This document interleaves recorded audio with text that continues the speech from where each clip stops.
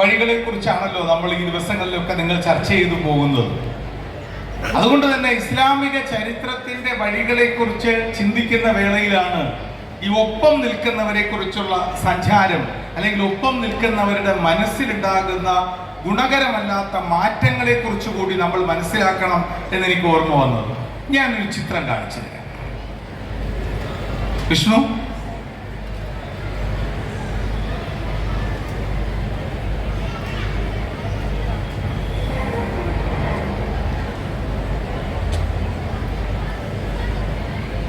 ഫലഭൂയിഷ്ടമായ ഈന്തപ്പനകൾ അടുത്തുള്ള ഒരു തടാകം, ഒപ്പം ഒരു പുരാതന ദൃശ്യം, ഭൂമിക്ക് അടിയിലും നിലകളുള്ള ഒരു ആരാധനാലയമാകാം അത്.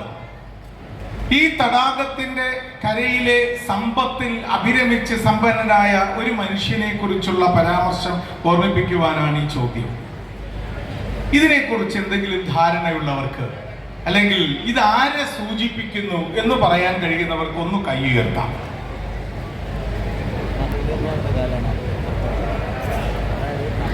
പറയണം സാർ. മൈക്ക് അദ്ദേഹത്തിന് കൊടുക്കാമോ?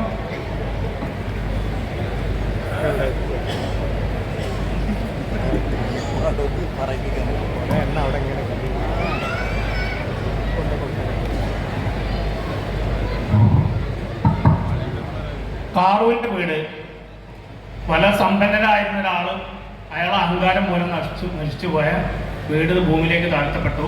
അയാളെ സമ്പത്ത് മുഴുവൻ അള്ളാഹു. വളരെ സമ്പന്നനായിരുന്നു ഖാറൂൻ. ഇത് ഖാറൂനിന്റെ തടാകമാണ് ഈ കാണുന്നത്.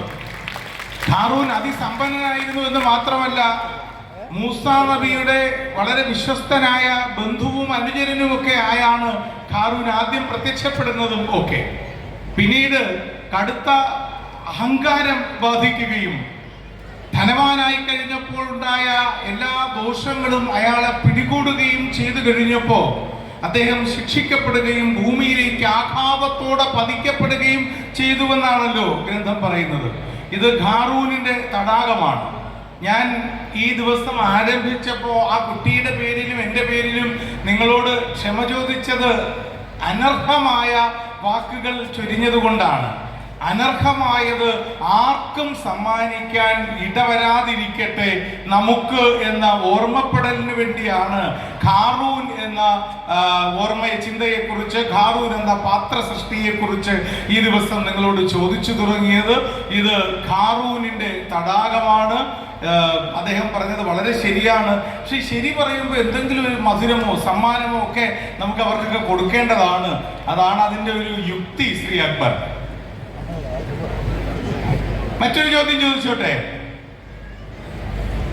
വിഷ്ണു,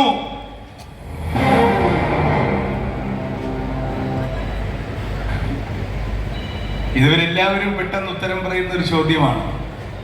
നോക്കൂ, ജന്മത്തിന്റെ പേരിൽ ആരും പ്രത്യേകമായ ഒരു പദവികളും അലങ്കരിക്കുന്നില്ല. ഞാൻ ഈ കഴിഞ്ഞ ദിവസം ഒരു കോളേജിലെ ഒരു പരിപാടിയിൽ പങ്കെടുക്കാൻ, ഒരു സാംസ്കാരിക പരിപാടിയിൽ പങ്കെടുക്കാൻ പോയപ്പോൾ കേരളത്തിൽ കഴിഞ്ഞ കുറച്ചു കാലങ്ങൾക്കിടയിലുണ്ടായ ഏറ്റവും വലിയ സാംസ്കാരിക നേട്ടമെന്ത് എന്ന് ചോദിച്ചപ്പോൾ കോട്ടയത്തെ കോളേജാണ്. ആ കോളേജിലെ കുട്ടികൾ എന്നോട് പറഞ്ഞത് അത് തിരുവനന്തപുരം നഗരത്തിലുണ്ടായ ഒരു സംഭവമാണെന്നാണ്. ഞാൻ എന്താണെന്ന് ചോദിച്ചപ്പോൾ ആ കുട്ടി പറഞ്ഞു, അത് തിരുവനന്തപുരം നഗരത്തിൽ ഈ സ്വാതന്ത്ര്യം കിട്ടി ഇത്രയും വർഷം കഴിഞ്ഞിട്ടും വെള്ളക്കാരന് ബ്രിട്ടീഷുകാരനോടുള്ള പാദസേവയുടെയും ഭക്തിയുടെയും ദാസ്യബോധത്തിന്റെയും ബാലൻസ് ഷീറ്റ് പോലെ കിടന്ന വിക്ടോറിയ രാജ്ഞിയുടെ കിന്നരി തൂവലിന്റെ വെള്ളക്കുപ്പായത്തിനെ മാത്രം മനസ്സിൽ മതിച്ചു കിടന്ന പാദസേവകർ വിക്ടോറിയ ജൂബിലി ടൗൺ ഹാൾ എന്ന് പേരിട്ടിരുന്ന BJT ഹാളിനെ കേരളത്തിന്റെ മുഖ്യമന്ത്രി ശ്രീ പിണറായി വിജയൻ അവിടെ നിന്ന് പ്രഖ്യാപിച്ചു, അല്ല, വില്ലുവണ്ടി കുലച്ച് സർവ്വമനുഷ്യരുടെയും തുല്യാവകാശത്തിനു വേണ്ടി ഈ നഗരഹൃദയത്തിലേക്ക് എത്തിയ അയ്യങ്കാളിയുടെ പേരാണ് ഇതിന് ശരിയായ പേര് വരേണ്ടത്. അതുകൊണ്ട് ഇത് അയ്യങ്കാളി ഹാൾ എന്ന് പേര് മാറ്റിയതാണ് കേരളത്തിലുണ്ടായ ഏറ്റവും മഹത്തായ സാംസ്കാരിക നേട്ടമെന്നാണ് കോട്ടയത്തെ ഒരു കോളേജിലെ ഒരു യുവാവ് എന്നോട് പറഞ്ഞത്. ഞാനത് ഓർമ്മിച്ചപ്പോഴാണ് സത്യത്തിൽ ഈ ചോദ്യത്തെക്കുറിച്ച് ചോദിക്കാൻ കാരണമായത്. ജന്മം ആരുടെയും മഹത്വത്തിന് കാരണമാകുന്നില്ല. ഒരേ മാതാപിതാക്കളിൽ നിന്ന് ആദി മാതാപിതാക്കളിൽ നിന്ന് ഉത്ഭവിച്ചവരൊക്കെ തന്നെ വംശത്തിന്റെ, കുലത്തിന്റെ, വർഗത്തിന്റെ, വർണ്ണത്തിന്റെ, ഗോത്രത്തിന്റെ, ഭാഷയുടെ, ദേശീയതയുടെ ഒക്കെ പേരിൽ പലതായി വേർതിരിക്കപ്പെടുന്നത് ശരിയുമല്ല. മറിച്ച് എല്ലാവർക്കും തമ്മിലുള്ള ഈ പാരസ്പര്യം, ഈ ഒരുമ അല്ലെങ്കിൽ ഒന്നാണെന്നുള്ള ബോധ്യം ഉണ്ടാവുക എന്നതാണ്.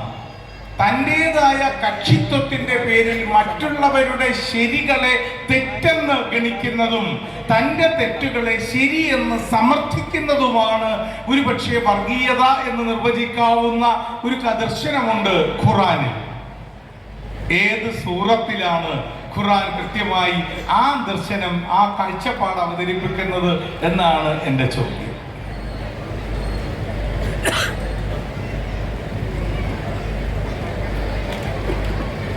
മൈക്ക് കൊടുത്തോളൂ. അക്ബർ, ഇവർക്ക് സമ്മാനം കൊടുക്കണം കേട്ടോ. സൂറത്തുൽ ഹുജറാത്തിൽ 13-ാമത്തെ ആയത്ത്. സൂറത്തുൽ ഹുജറാത്ത് 49-ാമത്തെ സൂറത്താണ് അല്ലേ? ശരിയാണ്. യാശവാദുണ്ട്. ഓടി വന്നോ? സ്റ്റേജിൽ കയറി വാ.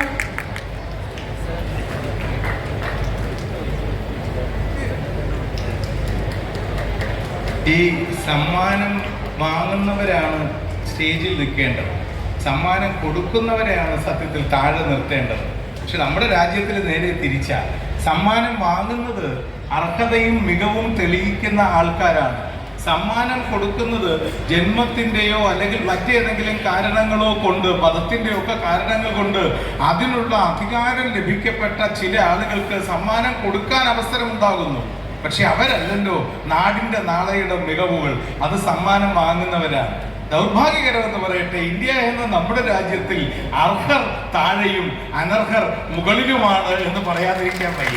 ഇവിടെ അത് വേണ്ടല്ലോ.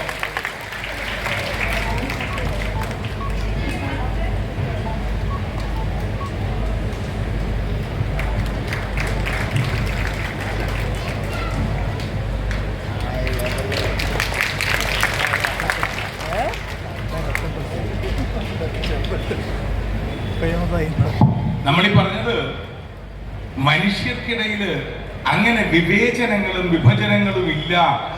ആത്യന്തികമായ ആദി മാതാപിതാക്കളിൽ നിന്ന് ജനിച്ച മനുഷ്യ കുലത്തിനിടയിലെന്നാണ്. ഞാനിപ്പോ ഇന്ത്യയെ കുറിച്ച് പറഞ്ഞല്ലോ. എന്നോടൊരിക്കൽ ഞാൻ പര്യടനത്തിൽ പറഞ്ഞിട്ടുള്ളതാണ്. ഒരാൾ ചോദിച്ചു, ഇന്ത്യ മതേതര ഭാരതം എന്ന വാക്കിന് ഒറ്റ വാക്കിൽ ഒരു നിർവചനം ഒറ്റ വരിയിൽ കൊടുക്കാൻ പറഞ്ഞാൽ പ്രദീപ് എങ്ങനെയായിരിക്കും നിർവചിക്കുക എന്നാണ്. ഞാൻ പറഞ്ഞ മറുപടി, ഇന്ത്യയിലെ സിഖ് മതസ്ഥരുടെ പരമോന്നത ആധ്യാത്മിക കേന്ദ്രം, ഇന്ത്യയിലെ ലോകത്തിൽ എവിടെയുമുള്ള സിഖ് മതസ്ഥരുടെ പരമോന്നത ആധ്യാത്മിക കേന്ദ്രം. നിങ്ങൾ ഹജ്ജിന് പോകുന്നത് പോലെ സിഖ് മതസ്ഥർക്ക് അമൃത്സറിലെ സുവർണ ക്ഷേത്രമാണ്, ഗോൾഡൻ ടെമ്പിൾ ആണ്. മതേതര ഭാരതത്തെ എങ്ങനെ ഒറ്റ വരിയിൽ നിർവചിക്കണം, അല്ലെങ്കിൽ എന്താണ് ഇന്ത്യ എന്ന അഭിമാനത്തോടെ ഉത്തരം പറയാൻ കഴിയണമെങ്കിൽ ഞാൻ പറയുന്ന ഉത്തരം, ആ അമൃത്സറിലെ സുവർണ ക്ഷേത്രത്തിന് അടിക്കല്ല് പാകിയത്, അതിന്റെ ശിലാസ്ഥാപനം നടത്തി തറക്കല്ലിട്ടത് ഗുരുനാനാക്കോ, ഗുരു ഗോവിന്ദ് സിംഗോ, ഗുരു അർജുൻ സിംഗോ, ഗുരു തേജ് ബഹാദൂറോ അല്ല, മറിച്ച് ബാബ മീർ മിയാൻ എന്ന മീർ മുഹമ്മദ് സാഹിബ് എന്ന ഇസ്ലാം സൂഫി പണ്ഡിതനാണെന്ന് അടയാളപ്പെടുത്തുന്നത് ഏത് രാജ്യത്തിലാണോ ആ രാജ്യത്തിന്റെ പേരാണ് മതേതര ഭാരതം എന്നാണ്. അതിനുമപ്പുറം നമുക്കറിയാവുന്നതുപോലെ സ്വാതന്ത്ര്യത്തെ തുടർന്നുള്ള വിഭജനത്തിന്റെ മുറിവുകൾ മാറ്റുവാൻ കൊൽക്കത്തയിലും നവഖലിയിലുമെല്ലാം അർത്ഥനഗ്നനായ ആ സന്യാസി ഗാന്ധിജി ഉണ്ണാവ്രതം നടത്തിയ ആ കാലത്തിന് 6 ദിവസങ്ങൾ പിന്നിട്ട് ഉണ്ണാവ്രതം പൂർത്തിയാക്കുന്നതിന് മുൻപേ അദ്ദേഹത്തിന് മടങ്ങേണ്ടി വന്നു. കടുത്ത ലഹള നടക്കുന്ന ഒരു കാലത്ത് ആ പ്രദേശത്തെ നവഖലിയിലെ മുറിവുകൾ ഉണക്കിയാണ് അദ്ദേഹം മടങ്ങുന്നത്. അതിനു മുൻപ് അദ്ദേഹം മടങ്ങുന്നതിന് തൊട്ടു മുമ്പ് ബീബി അംദസലാം എന്ന തന്നോടൊപ്പം ഉണ്ടായിരുന്ന സ്ത്രീയോട് പറഞ്ഞു, തുടർ ദിവസങ്ങളിൽ നീയാണ് ഈ നിരാഹാരം തുടരേണ്ടത്. അന്ന് അവർ ചോദിച്ചു, ബീബി അംദസലാം, പിന്നീട് ദേശീയ മൈനോറിറ്റി കമ്മീഷന്റെ എല്ലാം സ്ഥാനത്തുണ്ടായിരുന്ന ബീബി അംദസലാം ചോദിച്ചു, ബാപ്പുജി, എന്ത് യോഗ്യതയിലാണ് ഞാൻ അങ്ങയുടെ നിരാഹാരം തുടരേണ്ടത് എന്ന്. അന്ന് ബാപ്പുജി പറഞ്ഞ മറുപടി, നീ എന്റെ മകളാണെന്ന് പറയൂ യോഗ്യത അന്വേഷിക്കുന്നവരോട് എന്ന്. പോകുന്നതിന് തൊട്ടു മുൻപിലത്തെ വൈകുന്നേരം ഇന്നത്തെ വർത്തമാനകാല ഭാരതത്തിന്റെ ഭരണകേന്ദ്രങ്ങൾ ചരിത്രത്തിൽ നിന്ന് ചികഞ്ഞെടുത്ത് പഠിക്കേണ്ട ഒന്നാണ്. പോകുന്നതിന് മുൻപിലുള്ള സന്ധ്യയ്ക്ക് അന്ന് മഗ്രിബ് കഴിഞ്ഞ് തിരികെ പള്ളിയിൽ നിന്ന് മടങ്ങിപ്പോയിരുന്ന ഇസ്ലാം സഹോദരന്മാരെ ഗാന്ധിജിയുടെ നിർദ്ദേശപ്രകാരം ഹിന്ദു സിഖ് കുടുംബങ്ങളിലെ സ്ത്രീ പുരുഷന്മാർ ചേർന്ന് തടഞ്ഞു നിർത്തി. എന്നിട്ട് അവരോട് പറഞ്ഞു, സഹോദര, വഴിയേറെ നടന്ന് തളർന്നതല്ലേ, ഇതാ ഞങ്ങളുടെ വീടുകളിൽ നിന്ന് നിങ്ങൾക്കായി ഉണ്ടാക്കിയ ഈ കപ്പ് കാപ്പി കുടിച്ചിട്ട് പോകൂ എന്ന്. അന്ന് ആ കാപ്പി ഉണ്ടാക്കാൻ ഗാന്ധിജി ഉപയോഗിച്ച പൊടിയുടെ പേരാണ് മതേതരത്വം നിറഞ്ഞ മനുഷ്യ സ്നേഹമെന്ന്. അതിന്റെ പേരാണ് ഇന്ത്യ എന്നുകൂടി ഓർമ്മിപ്പിക്കുവാൻ നമ്മൾ ഈ സൂറത്തിനെ കുറിച്ച് 49-ാം അധ്യായത്തിനെ കുറിച്ചുള്ള ചിന്തകളിലൂടെ സഞ്ചരിക്കാം. വിഷ്ണു, എനിക്കൊരു മൂന്നാമതൊരു ചോദ്യം തരൂ.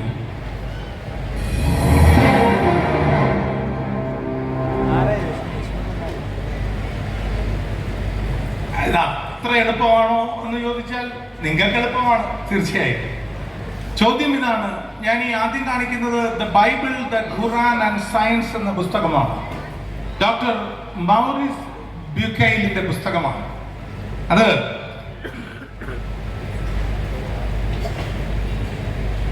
ഫറോവ എന്ന് ക്രിസ്ത്യാനിറ്റിയിലും ഫറൂൺ എന്ന് ഇസ്ലാമിക രീതികളിലും വിവക്ഷിക്കുന്ന ഈജിപ്തിലെ പഴയ ഫറോസ്, അവരുടെ മമ്മികളെ കുറിച്ചൊക്കെ നമുക്കറിയാം.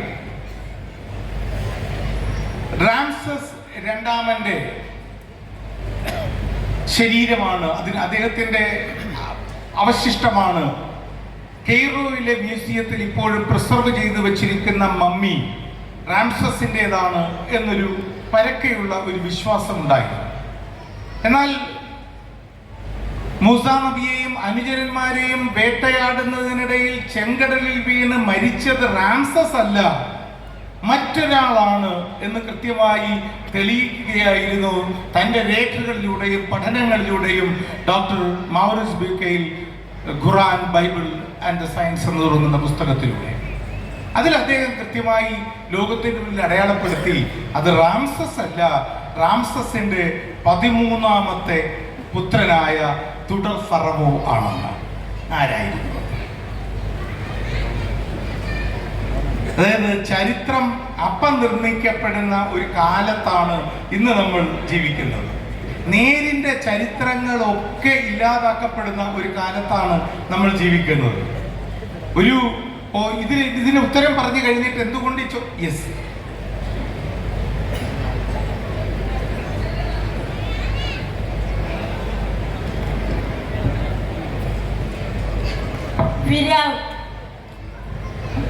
അല്ല,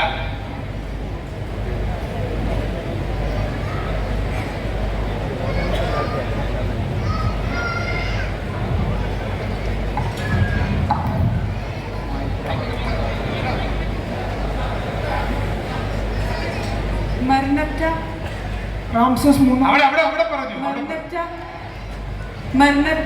മെർനത്ത. ശരിയാണോ നോക്കാം. വിഷ്ണു, ഉത്തരം എവിടെ ഉണ്ടോ? ആണല്ലോ. അപ്പൊ സമ്മാന ഭാഗം വരും. മെർനത്ത റാംസസ് രണ്ടാമന്റെ 13ാമത്തെ പുത്രനായിരുന്നു മെർനത്ത. എന്തുകൊണ്ടാണ് ഈ ചോദ്യം ചോദിച്ചത് എന്നതിലേക്ക് വരാം. വേദിയിലേക്ക്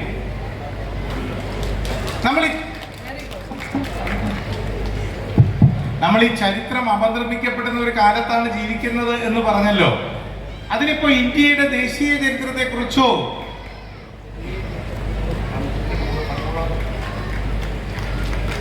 ഇന്ത്യയുടെ ദേശീയ ചരിത്രത്തിലെ സ്മാരകങ്ങളെ കുറിച്ചോ ആരാധനാലയങ്ങളെ കുറിച്ചോ ഒന്നും റെഫർ ചെയ്യണ്ട. അതെല്ലാം വളരെ വ്യാപകമായി നമുക്കൊക്കെ അറിയാവുന്ന കാര്യമാണല്ലോ. നമ്മൾ അവിടെ നിന്നെല്ലാം താഴേക്ക് വരാം, നമുക്ക് മലബാറിലേക്ക് വരാം. ചരിത്രം അപനിർമ്മിക്കപ്പെടുന്നതിന്റെ ഒരു ക്ലാസിക് എക്സാമ്പിൾ ആണ് മലബാർ കലാപം. മലബാർ കലാപം ഒരു വർഗീയ കലാപമാണെന്ന് വരുത്തി തീർക്കുവാനുള്ള ബോധപൂർവമായ ശ്രമങ്ങൾ നടക്കുന്നുണ്ടല്ലോ അക്ബർ. ഞാനൊരു പാട്ട് കേൾപ്പിച്ചോട്ടെ. വിഷ്ണു, വീഡിയോ തന്നെ അയക്കോ?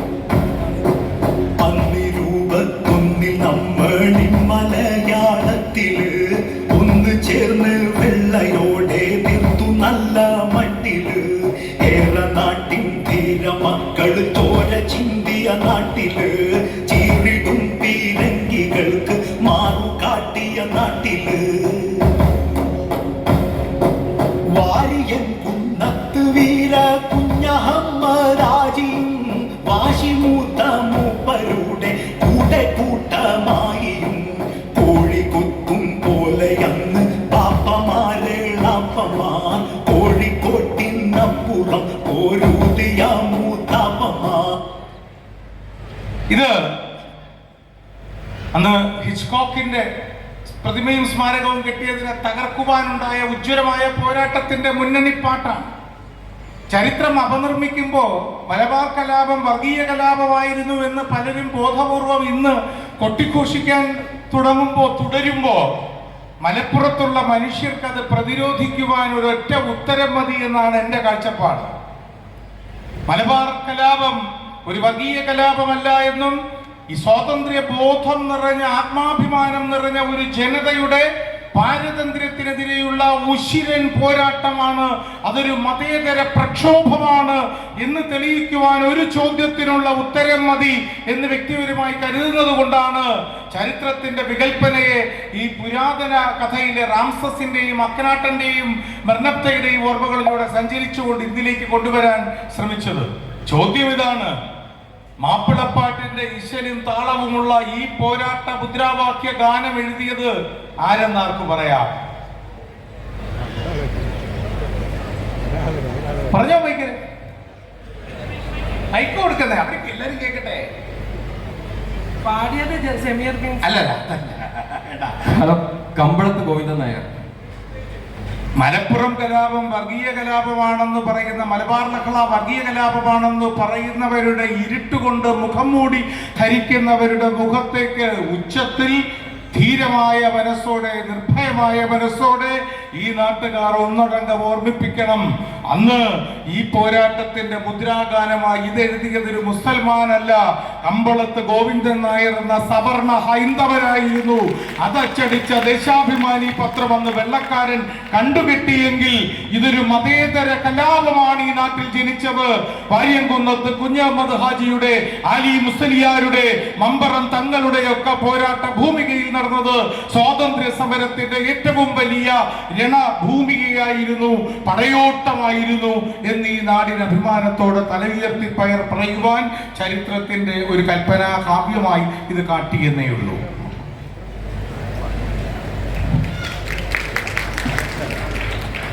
അങ്ങനെയാണെങ്കിൽ നമുക്ക് അടുത്തൊരു ചോദ്യത്തിലേക്ക് പോവാം.